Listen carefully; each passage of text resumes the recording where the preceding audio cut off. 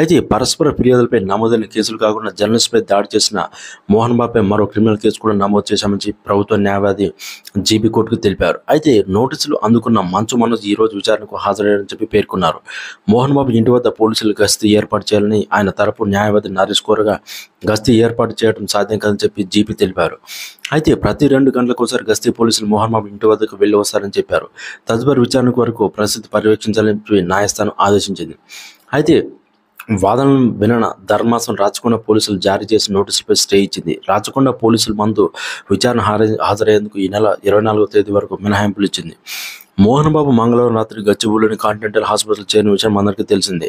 ఆయన ఆరోగ్య పరిస్థితిని తెలియజేస్తూ తాజాగా ఆసుపత్రి బృందం హెల్త్ బులెటిన్ కూడా విడుదల చేసిందన్నమాట. అయితే ఒళ్ళు నొప్పులు, ఆందోళన వంటి కారణంతో ఆయన ఆసుపత్రిలో చేరారని పేర్కొంది. వైద్య పరీక్షల అనంతరం ఆయన కంటి దిగువ భాగంలో గాయమైనట్లు గుర్తించింది. ప్రస్తుతం ఆయన ఆసుపత్రిలో చికిత్స పొందుతున్న విషయం